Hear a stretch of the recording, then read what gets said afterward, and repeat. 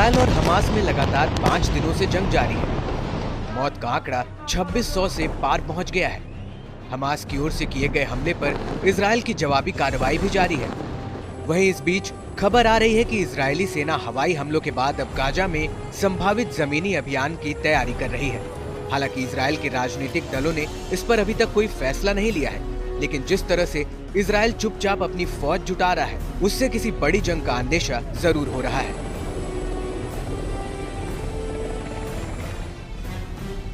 Israel ने लगभग 3,60,000 सैन्य रिजर्व बुलाए हैं। हमास को मुंह तोड़ जवाब देने की धमकी दी गई है। वहीं इजरायल का साथ देने के लिए अमेरिका भी सामने आ रहा है। हथियारों से लैस पहला अमेरिकी डिफेंस कार्गो प्लेन इजरायल में उतर चुका है। अमेरिका इजरायल को ज्यादा से ज्यादा इंटरसेप्टर मिसाइल दे रहा है। अमेरिका ने भूमध्य सागर में अपने 2 स्ट्राइक ग्रुप खड़े कर दिए हैं। अमेरिका ने दुनिया का सबसे बड़ा aircraft carrier USS Gerald R Ford Israel के पास समुद्र में खड़ा किया है।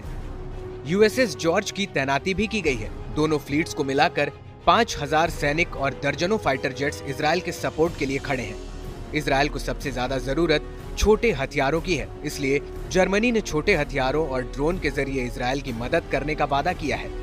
जर्मनी ने कहा है कि वह इजरायल को 2 हेरोन ड्रोन देगा ताकि चुन चुनकर आतंकवादियों का खात्मा किया जा सके।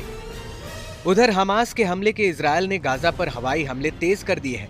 गाजा से ही हमास ने इजरायल पर एक साथ हजारों रॉकेट दागे थे। इजरायल डिफेंस फोर्सेस की माने तो हमास रॉकेट सिस्टम ऑपरेटर्स के एक ऑपरेशनल कमांड सेंटर और इस्लामिक जिहाद आतंकवादी संगठन से संबंधित एक ऑपरेशनल कमांड पोस्ट पर भी हमला किया है।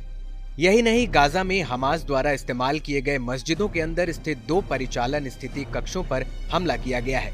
गाजा में मरने वालों की संख्या बढ़कर 1200 हो गई है, जबकि लगभग 5600 लोग घायल हुए हैं और 535 आवासीय इमारतें नष्ट हो गई हैं, जिसमें लगभग 2.5 लाख लोग बेघर हो गए हैं। गुस्से में आया इजरायल यही नहीं रुकने वाला है। इजरायली सरकार ने एकजुट मोर्चा पेश करने के लिए एक आपातकालीन युद्ध कैबिनेट का गठन किया है।